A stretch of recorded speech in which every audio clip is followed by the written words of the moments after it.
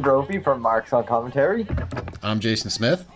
Now, I don't exactly know what Jason wanted me to do here. I'm watching this video you're watching on YouTube right now via my cell phone because my laptop is, well, it's working in AOL mode right now. However, I think Jason wanted to talk about poignant Christmas moments in wrestling. Yeah, general stuff. I mean, even personal stuff to ourselves. I'm going to go Christmas of '99, WrestleMania 2000 for the N64. Nice. Big Christmas moment. Parents got remarried, actually, that Christmas Eve. Oh, that's was awesome. more interested in WrestleMania 2000. Awesome. For myself, I mean, No Mercy's off the video game for Nintendo 64 is obviously high up there for myself. On like a more personal, meaningful way, my grandmother was always kind of, we weren't on the same page a lot of the time, and like she passed away in 2000, late 2000. But that Christmas, she had actually given me a Stone Cold like T-shirt that was like all camouflage and shit like that, and like it started weirdly like getting us on the same page, and like I found out she used to go to like wrestling events and she saw like Andre the Giant and shit like that, so that was kind of like the more meaningful gift to me. I still have it in like storage someplace, so it's just kind of like, oh, just before she passed, I kind of, I don't know, 13, 14, but it's kind of cool, like, hey, we got on the same page just before she kind of passed. Not to bring it down a little. I think in terms of what you're saying, though, there were two very just amazing Christmases, and it was the Christmas with WrestleMania 2000. For me personally, it was my parents getting remarried, and then the following Christmas, I got No Mercy for N64, and then I got the second SmackDown game they ever released for PlayStation. Oh, wow. That's awesome. And of course, I made my parents order me the Stone Cold. What was the shirt? It was the shirt he came back with. It was when he returned from the car accident injury. I think. I'm trying to remember now. Oh, Bye Bye Bastard, I think was the shirt. Nice. And if you got any item, I think it was like $20 or more, they would send you a free gift. And I got Ground Zero on VHS. Oh, that's awesome. That was a pretty cool Christmas. And from then on, I don't remember. Actually, every Christmas since then, I mean, well through high school, I think every year of high school, I remember it was basically I got back into wrestling, and my buddy Brian got one of the SmackDown games for PS2, and that's when we really got back into the create your own wrestler wrestling games. And every Christmas since then, I got a wrestling game on PlayStation. And I think that was what kept believe it or not, I think what kept my interest in wrestling were the video games. Because even if you didn't have your fingers on the pulse of what was going on in the WWE or WWF product, those games were so much fun, mainly because of the create your own wrestler mode. And even if you only got the game for that reason, you were still kind of curious, like, oh, who's Brock Lesnar? Like, who's Booker T? Like, I mean, I knew most of these guys, but like Brock Lesnar, for example, I didn't know who he was, really. Yeah. And I pretty much rediscovered wrestling through getting those games every Christmas. Now, to jump on the video we're kind of watching, this is kind of your early time period, right? Do you remember Xanta Klaus at all? Vaguely. Because I guess you're watching, if they made a Xanta Klaus DVD, this is the Xanta Klaus DVD. It's essentially a debut at a pay-per-view where he attacks Savio Vega, and then this match with Scott Taylor of Too Cool fame. So essentially, we're watching the best of Xanta Klaus. Exactly. Do you know who that is, actually, though? Who's playing Xanta Klaus? He looks really familiar. And that is Ballz Mahoney. If you remember ECW fame, the chair swinging freak. Not recognizing him as that is because he doesn't have the long hair. Now, he just did an awesome move, which I picked up on the other day, where he puts the guy, Scott Taylor's head on the ropes, and then he kicks it. And I'm like, that's an awesome move. Why doesn't nobody use that? I don't know. Just one of the small things I picked up as I was rewatching this. I love that you refer to it as a small thing, yet it's stuff like this, like the little treasures that you forgot happened on WWE television if you were a fan at like our age. Because I mean, I know they do the big Christmas, like the Mick Foley as Santa Claus event, and like when Stone Cold stunned Santa Claus, stuff like that. I mean, it's not a big deal, but it's still kind of cool that it's the first time, and then there's every time after it. Exactly. In terms of like wrestling related Christmas moments, really outside of, I mean, I think when I was a kid, when we were kids in middle school, I think really the big ticket items were those N64 games. Yeah, definitely. And then the older you got, I always had, it was namely a wrestling video game on my list. Like, I don't Nice. think I really had too many really big ticket wrestling items. I know it's cooler now because my girlfriend recently just bought a bunch of wrestling stuff for my nephew, and he Hmm. freaked out when he opened them. Oh, that's awesome. And I think for me, it's just cooler because you've passed it on now. Definitely. It's if I'm not really, really into it as much as I used to be, at least, you know, when he's old enough to understand it, like it'd be cool to talk to him, like, oh, this is the event I went to, like this is, the sort of thing I look forward to. I think stuff like that's really cool as being a fan. Yeah, yeah. Now, do you have any quick stories that you could tell? Doesn't even have to be related to wrestling that come to mind about Christmas or anything. Maybe something funny. Um, I think really for me, the coolest thing about, and it's gonna be wrestling, right? I think the coolest thing about Christmas was every year looking forward to knowing if someone got you the game, Hmm. because you knew on Christmas breaks your buddies would pile over and like you'd have to reserve at least 2, 3 hours ahead of time just so they could get all the kinks worked out and like the character of themselves they wanted to put together. Just Definitely. so you know what I mean? Like eventually, for me, I think the earlier memories are most of December vacation, like just sitting in. I remember senior year of high school, like straight for no lie, straight 48 hours were dedicated to beating the SmackDown game. At that point, it was SmackDown versus Raw 2005, and just beating it, and then getting all the stuff customized so that when I had friends come over, like they'd already have their character created. They just Oh, had to set nice. up the move set, Nice. and even if they weren't just an overzealous wrestling fan like myself, or like vaguely, like, casually into it, they were still just.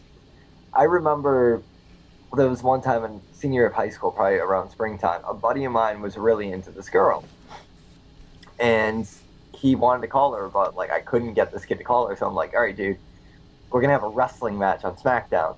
If I beat you, you have to call this girl. And I believe we set it up where it was like, no, it was a tag team. It was a tornado tag cage match, and I said, if we beat this match, it's fine, let it go. But if we get beat, you have to call this girl. And I seen her like turning on him and like doing a finisher to him and like jumping out of the cage and leaving him with the two other guys in the ring. So automatically he would get beat. So it's like, well, shit, now you gotta call that girl. And that was like a common thing. Anytime I was in a tag team tornado match with somebody, it was inevitable that I was gonna like go under the ring and grab a chair and like smash them in the head with it. And like whoever wasn't very good at the game pinned the person that was like almost as good as me. So I mean, I always go back with Christmas to like wrestling video games, namely. Nice. What about yourself? Randomly today, this popped into my head. I can remember like late, I think it was probably like '97. Like I remember seeing the Tower Records commercial for the Mortal Kombat soundtrack, the Annihilation one, and I remember like goading to my parents like, "It looks amazing! I must have it!"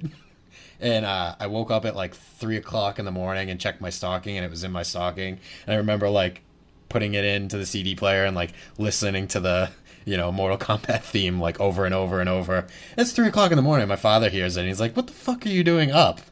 Oh, dude, wasn't that the best though? Like I remember my greatest Christmas memories were knowing that in my family at least, most of the great stuff went into the stocking. And for example, like when I was 7 or 8, I was coming out of the Power Ranger phase, Yeah. but was still enough into it that I was still collecting Power Ranger trading cards. Oh, nice. And my mother would go to Sweet Stuff, this place in Melrose. It was a candy store slash where you'd get trading cards, and would like clean them out of their stock of Power Ranger cards. So I'd wake up at like 4 or 5 in the morning and empty my stock, and it'd be like those box lifesaver things with the ornament on it, Oh, yeah. and then like the 5 or 6 variety pack, and then Nice. it would just be like a sea of Power Ranger trading cards. That's awesome. And then like later on it would be you know again well into your in your later teens where like the stocking when you'd reach in, it'd be like a carton of cigarettes. Not to go with the whole Breakfast Club. You know what I got for Christmas? A carton of cigarettes. My old man said, "Smoke up, Johnny." The old man was just like, "Oh, these are cheap, Johnny." I again, Fallen Christmas, as messed up as it is, getting the carton of cigarettes, and literally, I'd be on my bed with my PlayStation, the carton of cigarettes literally right next to me, and it'd be like GTA, San Andreas, and then like you do like a few hours of that, and then you would switch it up to SmackDown versus Raw. Nice. And it was literally like I had no friends in high school, so for me that was like it. That was like prime. That was you could not get cooler than that. And of course, then ordering Mean Girls on pay-per-view. Nice. Or Christmas Story, 24 hours a day. Oh or God, the marathon. I have not prepared, and it's funny because my girlfriend's a nurse, and I live with her now. So I'm waiting for like the inevitable, like she comes out in the living room at 3 a.m. and I'm just sitting out on the couch, like just totally out of it, and I'm still watching TNT or TBS, whatever still airs it now, and she's like, "Haven't you already watched this like 5 times tonight?" Yeah, but the best part's about to happen. Oh God, my favorite was like, watching it. I think that was the cool thing about Christmas, and you miss that a lot when you're a kid. And I'm kind of have that right now because I'm working on something for my girlfriend, which is it'd be like 9 o'clock at night, and you just can't fucking sleep. Yeah. It's just not happening. Like no matter how hard you try, it's not gonna happen. And I had that well until I was probably 18. Yeah. Where it was like, you're a grown ass man, and it's still like it still resonates with you in the way that it's more depressing now because it's 25 days of hype. Yeah. The actual day of, it's over in 5 seconds. But I think it's more or less just the feeling that when it's finally coming, like I think no matter how old you get, it's always like the bigger they build it, the more you anticipate it. Mm-hmm. There's a lot. I'd be hard. I think I have one bad Christmas memory in my lifetime. I think that was just because it was like a tighter budgeted year. Mm-hmm. And it was my first year as like kind of like an only child, and I think I got like 3 CDs and like one of those hunting caps with the ear flaps, and I counted that as kind of a bad year. Like, get all angry and sit outside and listen to my Gin Blossoms Best of CD and my ear flap hat, like Christmas. And then the next year it was like a million wrestling DVDs and a wrestling video game and a ton of horror movies, and it was like, oh yeah, I totally forgot about that bad Christmas. Yeah. Has its times, ups and downs, but there's definitely a special feel to the Christmas Day. I don't know if it's like positive vibes in the air, but I can always sense it like in the air. I think I became a little more jaded working in a thrift store, where because we work with more fixed income people, and people that have emigrated into the country, that they're on a shoestring budget more so than someone like me who's on a shoestring budget, but still makes a okay income, and still wanting to capture that feeling, or you still acknowledge that feeling every year, like it's still Christmas regardless of what ends up happening. It's still Christmas. Definitely. So all right, I think that wraps it up. This is just kind of impromptu kind of Christmas card to our fans. Thank you guys like so much for all your support this year. It's been huge. I'm looking forward to 2014. We've already got things planned on the burners, and this should be a big year for our show and everything. So I should hope so. I don't know. I'm the unprofessional broadcaster. I find these things out literally the day of the show. So if we have things on the burner, I will be the first one to, or Jason will be the first one to know. I'll be like the third or fourth one to know. It still works out. So. Yeah, but it's all good. But more or less the message is today, guys, thank you so much. Happy holidays, Merry Christmas. We love all of you. Thank you so much. I can't stress that enough. If there's one thing I could wish for our listeners or our fans or whatever they are at this point, I don't know because I haven't really been around.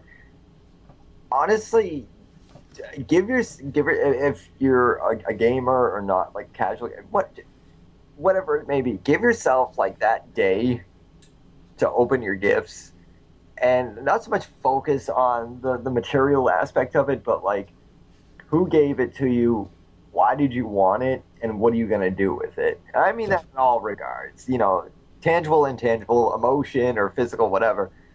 There's no greater feeling after Christmas, because Christmas can be really depressing, especially if you're on hard times or whatever. More so because of how fast it goes by. Yeah. If you're a kid who listens to the show, like, I miss Christmas vacations because they went by so fast and you waited so long for them. Enjoy them while you have them. And in terms of being an adult in your 20s and then some, give yourself those few moments to really think about the gifts you got, who gave them to you, what you gave to other people, and what you wanted to give to other people, I guess is what I'm saying. Absolutely. So, Merry Christmas on my behalf. All right. I think that's going to do it for us. I'm Jason Smith. I'm Eddie Brophy. Merry Christmas.